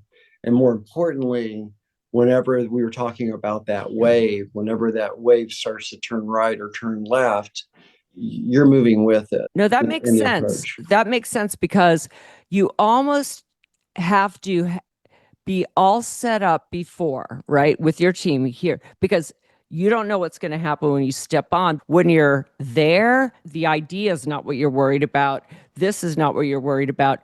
It's everything else, but at least you have the foundation. But I have a question because I've always wondered, and I spoke to Norman Jean Roy, who I had on, about when I hear a photographer say, I got it. He was explaining to me how it works for him in his mind when he gets it. He also said that you get the picture in the first couple minutes, but getting that shot, do you see it through the camera? You got it? Or is something clicking in your head? Like he says, all the parts come together. Yeah, I think it's a great question. Norman's a really, really good photographer. And it's interesting to see a little bit of the way that his process works. I think the way that I work that's very different than somebody like a Norman or somebody else in sort of my world is that I never admit I got it. Is that admit it to yourself or admit to anyone else? It's because I'm not quite sure when I do have it. Interesting. And so I know there's like this kind of arc Yes. to the different segments within a shoot. So remember too that you may be doing 6 different setups or 3 different setups or one great setup and then an ancillary setup, depending on what the day is like. But I will typically not give a point of start and give a point of finish, but I'll take a break and walk away from it from a second and just give myself kind of a cool down period to think about it and re-engage with my subject and kind of test them a little bit in terms of where they're at. But let's talk about a cover. Let's just keep it to a cover. Even go back into it after that point. But there's not a point where you're like, I have a killer cover. It might not be the cover, but you have an awesome cover no matter what happens in the next 100 frames. Well, I guess I have no idea what the cover is going to be until after the session. Oh, interesting. And that's so when you see the contact sheet or something, or how do you then see it? Well, I tend to be able to take a step back from it and give it a little bit of air and come back and look at everything and see if maybe I had missed something, or through the process of being in this kind of evolution, maybe something that I didn't expect would be a cover, would be a great moment. And I worked with some incredible creative directors. There's a gentleman by the name of Rockwell Harwood who I worked with at Details. And then when he moved over to Esquire, he has since left. But we always had this kind of camaraderie that let's not decide what a cover is going to be until after the shoot. I mean, that's genius. I think any photographer would love that, right? Yeah, no, it's a great way to work. And that's the way that Fred and I worked as well. The unexpected could actually be the bigger moment. And you rely heavily on that input as a second opinion to give you maybe some clarity on what's a better picture. You may have a favorite. Right. They may see something in a completely unexpected moment that is better than the others. But then what happens to make you stop shooting one setup? Do you have some idea that you have a great shot? You don't know if it's the shot. I have a pretty good radar, which will usually push me into this kind of cooling down period where I'll see how things are going. I'll keep pushing a little harder through the end. But yeah, you kind of know when you're done and you're moving on. Doesn't mean you can't return to it. Right, of course. Too, but yeah, you kind of know when you're done. And is there something that happens? I've seen it happen on a couple shoots. On an Annie shoot, I can definitely remember a Stephen Klein shoot or 10 where it's just not happening. One was around a cover, one was around an inside story. One situation, just the talent were not going to do this concept that Annie had. And she was just lost when that's what she was banking on. And then Klein, it just was not happening. Yeah. The idea or seeing it, I don't know if you guys have to visualize it to be able to do it or have, I don't know, is there like a writer's block? Well, ideas are complicated. Yeah. Right? Because I'm not quite sure how everybody works, but I tend not to give the idea completely up until my subject's there. And in a lot of cases, certainly in the early days, I never told people what I was doing. It was it was a little bit of a surprise. And then I would show them sketches and I would have reference of what I was doing and I would try to explain to them where it came from. For instance, there was this moment with Fiona Apple where I listened to one of her records over and over and over again. And I heard this one moment in a song that led me to her being underwater. So I had this idea of building a little tank where she would lay in it and I would be above and I would shoot it with her hair moving through this I know the picture. liquid. Yeah. And you know, I found endless amounts of reference and drew the picture out. And I did a test run with a stand-in and I showed her what I was doing and she got it and we moved on. And then we But so how about if she had shown up and said, I don't want to go in the water? Then I think there's a Or that doesn't happen to you though. That's on my list to talk to you about. That Yeah. people say yes more often than not. Mhm. And that's your superpower. Well, I mean, it is bringing the subject in to your world and collaborating with them and making them a part of the experience is important to do regardless, because I don't think about it as just a magazine living on a newsstand for a month. I try to Right. think of it as an experience that is going to happen once for them. And I think it's different how you talk to Fiona directly versus having her people. And my role would be the one sometimes negotiating that, where the talents reps will ask, what's the concept? You tell someone at the magazine, that person tells her reps. And once you get a no, it's much harder to get a yes than just waiting. And Do you, I mean, do you negotiate a lot of the ideas?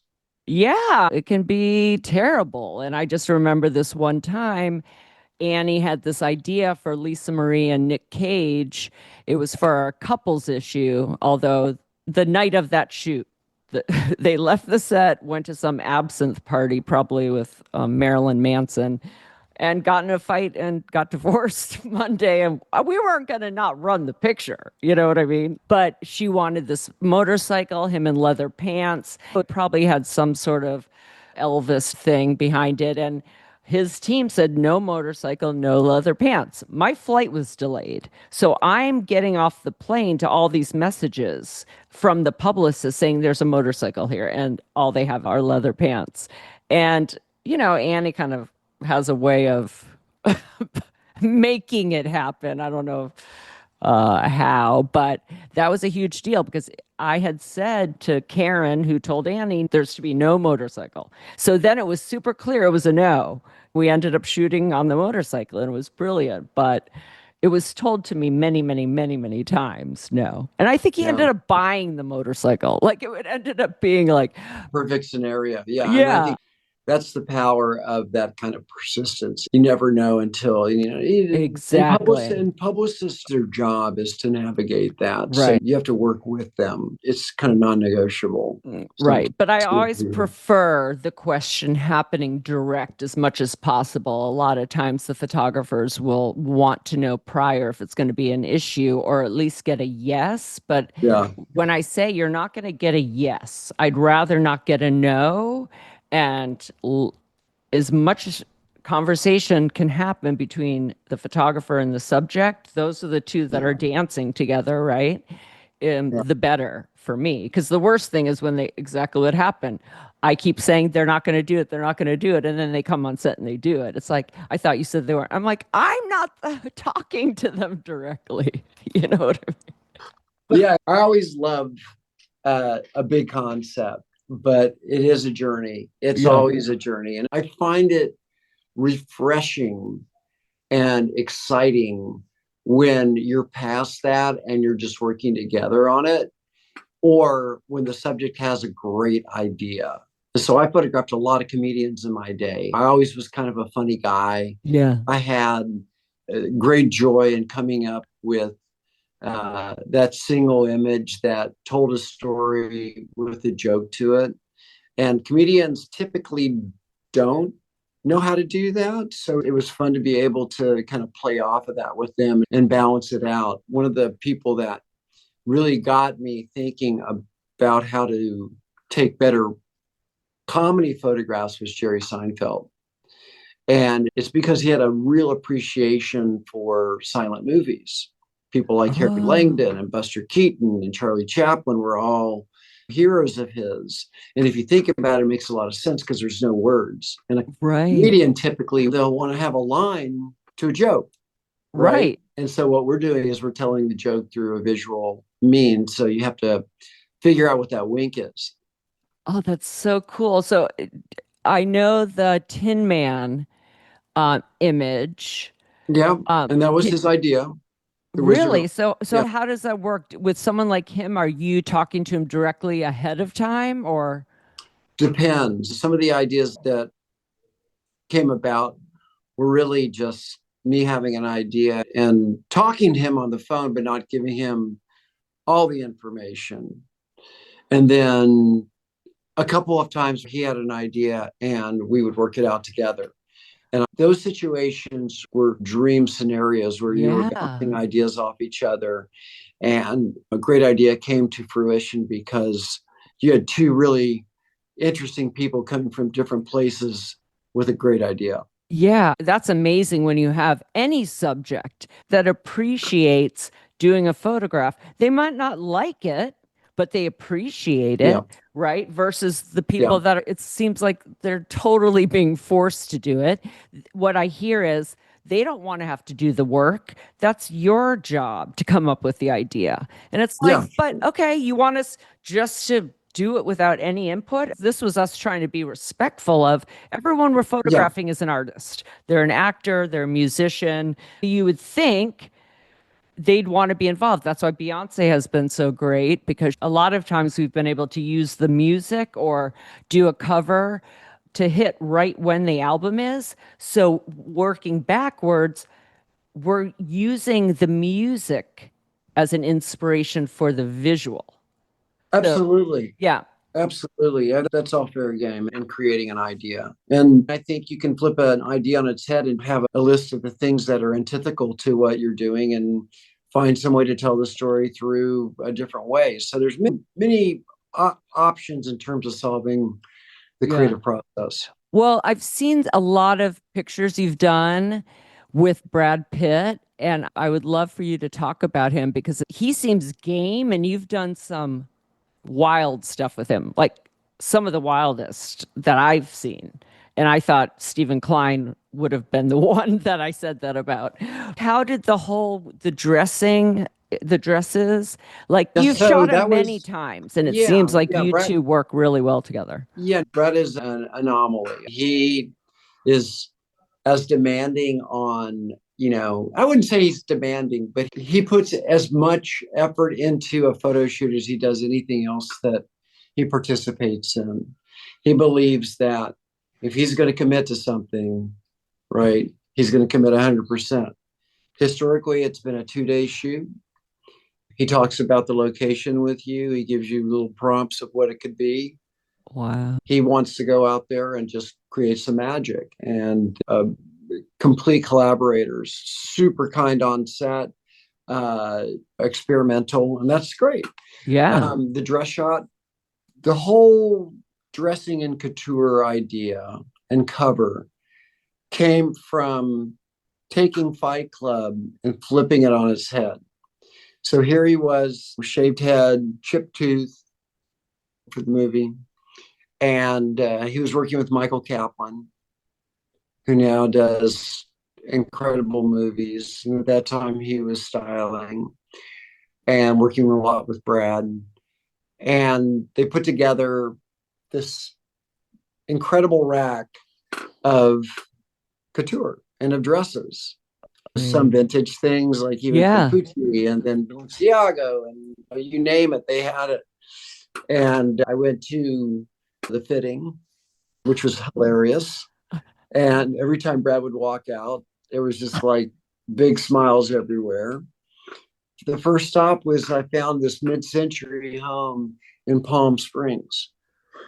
And I thought, okay, let's take it to a reductive place, but I wanted it to be environmental. And I knew there was a kind of cool dried lake bed not too far from there, which would be maybe a possibility if everything was going well, that we would drive out to this lake bed. I believe it was Salton Sea, but it was something like that. It was that kind of desolate, empty landscape that, towards dusk, it really became very magical and bizarre.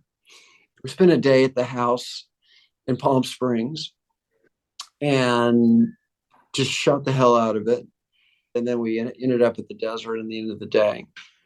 And was that Rolling Stone or Vanity? That was Rolling Stone. So that was right at Fight Club with Rolling Stone.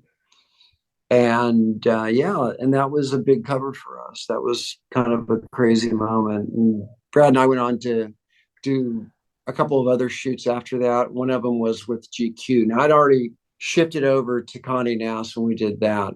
Yeah, well, let's talk about that and then we'll go back to Brad, because I wanted to know how that decision came about. And then most importantly, I would love to know the differences and how you experienced working with Vanity Fair after such a long tenure with Rolling Stone, because it's very different. It's corporate time.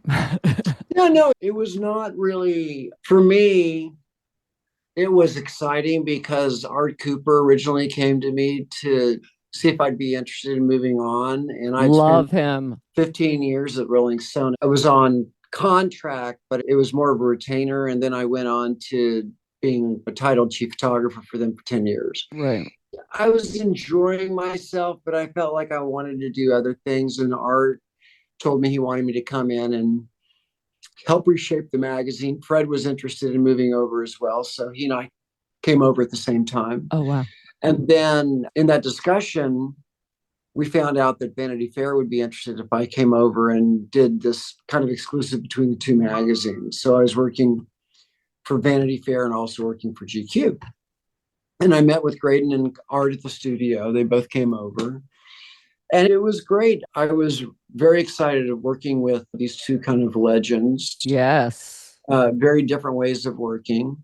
I knew at Vanity Fair that I would be just a part of the team. They had a roster of incredible photographers there. Mm-hmm. So I wasn't there to take anybody's footprint, but I was certainly interested in being able to contribute something. And then at GQ, I knew that I would have some room to play and work with some of the great people that were there.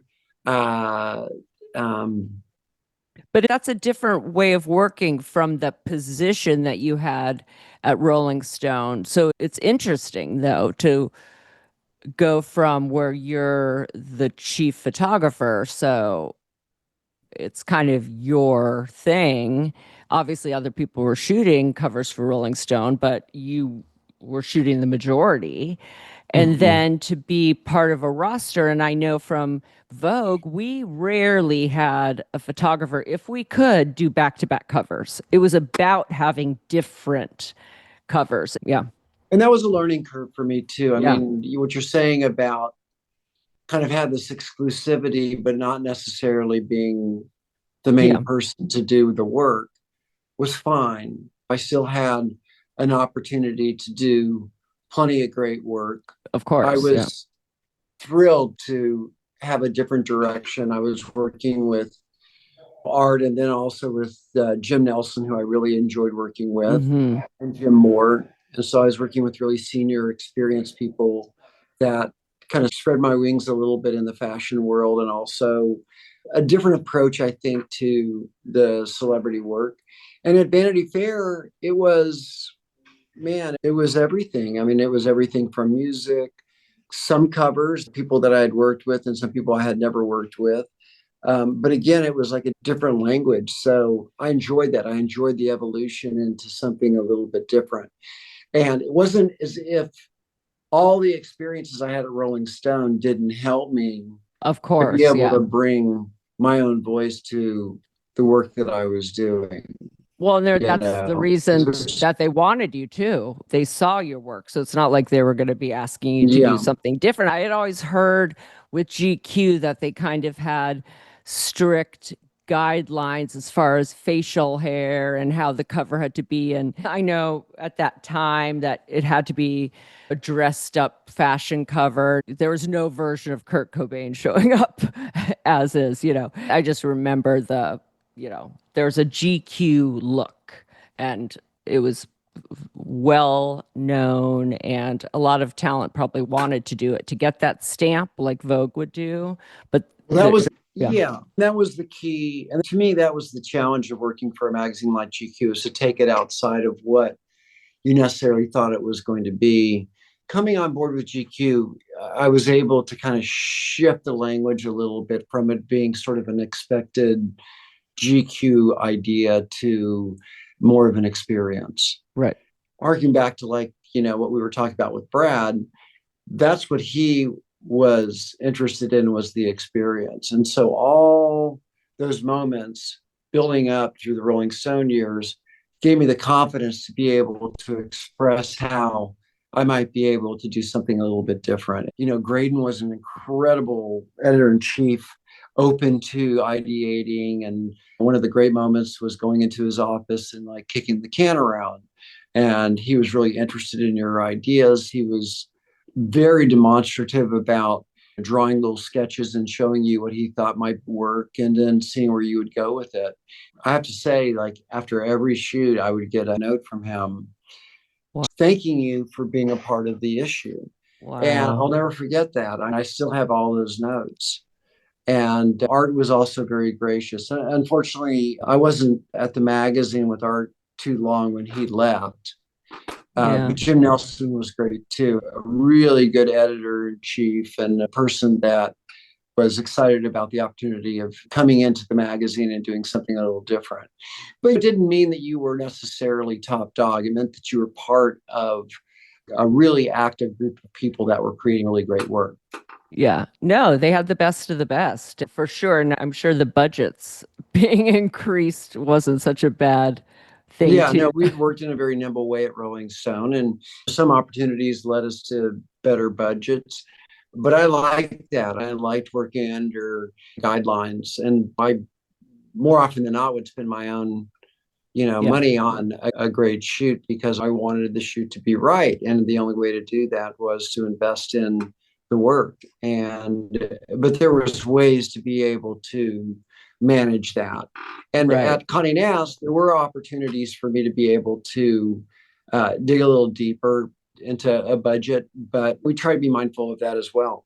Right. And are there any other differences or ways of working or anything that stands out that you had to adjust to? I have to say, there wasn't really a significant difference for me. The people that I worked with at the magazines, whether it be working with Art or working with Graydon, it was very similar to the way that my relationship was with Jan Winter. Right. There was an open door policy. If you needed to go in and have a conversation, they were always willing to do that. They would make time to do that. And I really appreciated that kind of personal touch that they had. You knew that they were very invested in the artwork. Yeah. And they had great writers that you could collaborate with. And that was always really helpful. And it was a family. Yeah, exactly. And knowing that I was shifting over from one family to another was wonderful. It was just a different kind of rhythm of working. Right. But for me, creatively, it was very similar to the way that I've always worked. I still poured an enormous amount of time in the idea, in sketching it out and presenting it to the artist either beforehand or when I was with them. Typically, I think more in the Condé Nast world, I would run the ideas through The the team. machine a little earlier Yeah. and just make sure everybody was happy with where I was. But Yeah. typically, people were thrilled that there was some thought behind the print. Of course. Yeah. Yeah. And then what was the Brad shoot for Vanity Fair? And then tell us any other standout covers there. Yeah, that you- no, the Brad piece that I did was actually for details. Okay. Brad had ventured into working with some incredible photographers, art photographers, and I knew that whatever was going to happen, he really needed to have that sense of artistry and creativity expanded. And the work that we had done before was a type of work. And so I wanted to stay in that world, but I wanted to elevate it. So my brief was basically kind of breaking it down into a character. And then I found out that I was going to be the photographer of choice. I had not talked to him firsthand, but word came back he was looking for a place with tall trees.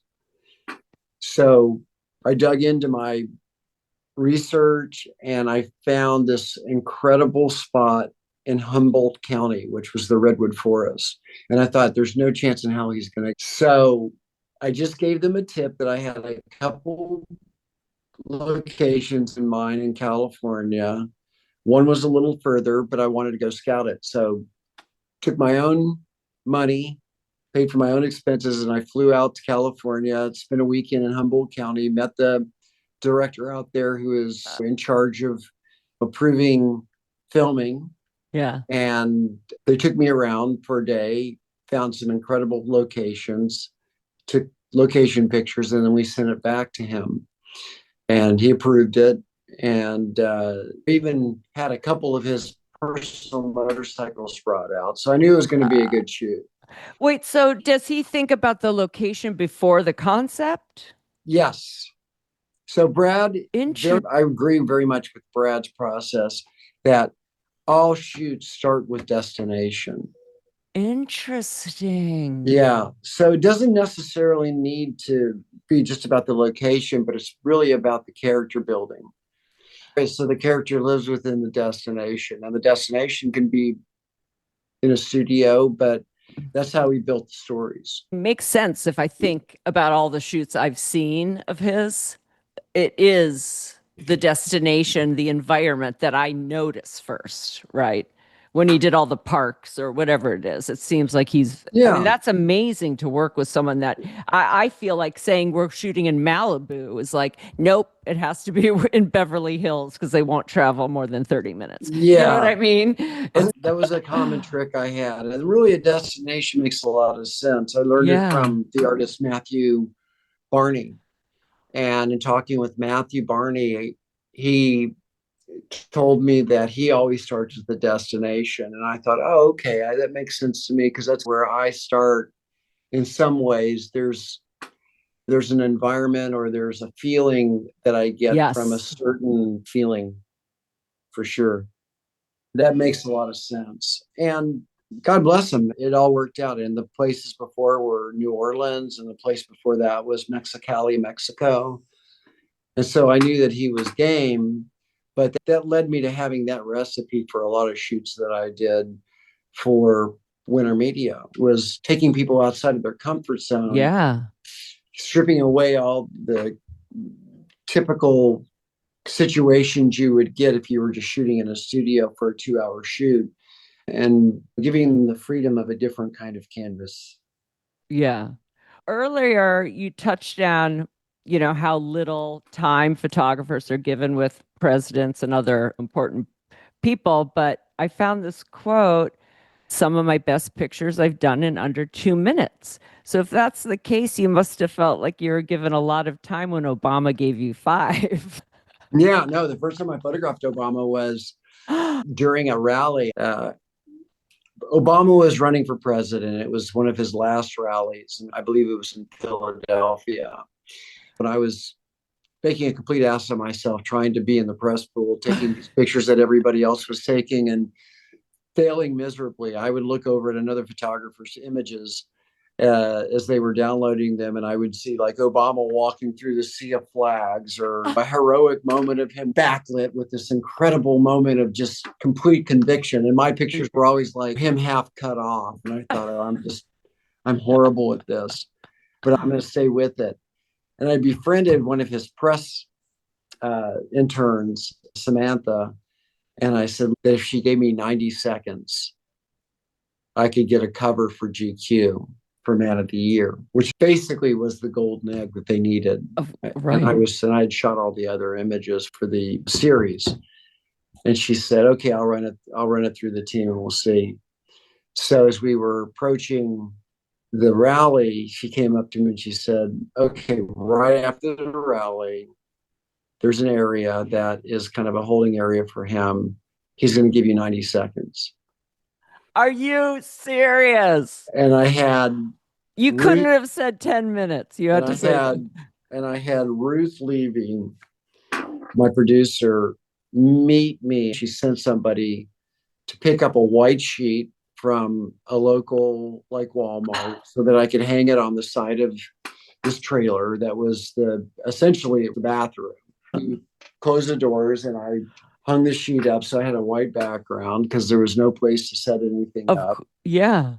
And the lovely Sam Jones, who was also in the press pool, loaned me his 35 millimeter camera because my equipment got stuck on the plane.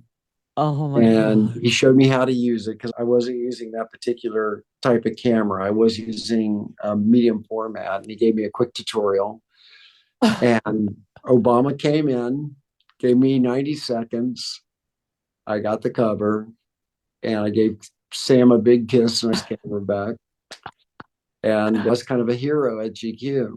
So what's this other story with Obama when he said something like, okay, Mark, that's enough art? So there was a moment when I was working for Condé Nast that I was given permission to shoot for Rolling Stone to photograph Obama after his first 100 days. So I went to the White House and the writers, and I had 6 minutes with him. Did he remember only giving you 90 seconds last time? Yeah. Oh, yeah. He doesn't forget anything. He has a photographic memory. And so I set up the corridor shot, which was the cover of him walking through this main part of the Rose Garden to his office in the Oval Office. We did that for a couple of minutes, and then I did a secondary picture, which was basically an environmental portrait. And I'd set up a white background, which was basically just half of a background, 4-foot seamless. And I very quietly walked up to him and I said, Mr. President, I have this idea to do a diptych. And I want to shoot the front of you and the back of you. And I think it'll be a really beautiful double page portrait. And I was only talking to him and he looked at me and he said, okay, we could do that. And I was looking at my watch. I had 2 minutes to finish up. And I pretty much had lost the attention of the White House staff and Jan. They were all talking and back into their world. And so I figured like, okay, let me just scoot in there and do this really quickly. So I was photographing the front of him and giving him a little bit of directions, how to place his hands in his pockets. And I said, okay, let's go ahead and do the diptych. So we'll do the back now. And he turned around and I was photographing him. I said, chin up. And I knew this was the picture that I needed to get. So I switched from digital to film because I knew that if I got that image, if it was good, I would want to go in the darkroom and print it and have access to the negative rather than being a digital image. Right. And turned around and I was instructing him to put his hands in his pocket, adjust his chin so that they got this very perfect silhouette, a little light right through his elbows. And I said, okay, chin up. And I said, just give me a little bit of a smile because I wanted to get his face to change. Right. And he stopped for a second, and I fired off 4 shots really quickly. And then he stopped, he cocked his head a little bit, and he goes, "Is this going to make my ears look big?" And I said, "Absolutely not, Mr. President." And he said, "Okay, Mark, that's enough art." And he turned around and he walked off. Oh my God. But the moment that he started to walk off, I looked over at the White House staff and yawned, and they were all looking at me in disbelief, like, "What the hell are you doing?" And I get back to New York and I run the film. So I did the test roll and I had to go on a job. So the other roll that had 4 exposures on it, I was waiting to see. Next day, I was on a job, so I couldn't look at the film myself. So I called the studio and I had my archivist look at it. And I said, "Please tell me that these images are in focus," because I was so nervous. And my archivist says, "No, frame number 1's out of focus. Nope, frame number 2's out of focus. Frame number 3's pretty close, but it's still soft around the back of his shoulders." And I said, "Oh my God." I said, "How many more?" She goes, "Got one more." And she looked at me and goes, "It's good." Oh my And that God. picture. And I got the picture. God. Oh my God. Well, this has all been so amazing. I want to just ask you a couple looking back questions before we say goodbye. So, looking back at your journey from that kid in Amarillo to one of the most sought after photographers in the world, what advice would you give You to mean young the most photographers sought trying? after? You mean the most sought Yes, after? the most sought after photographers in the world. What Okay, I advice did. would you You give? must have misread that.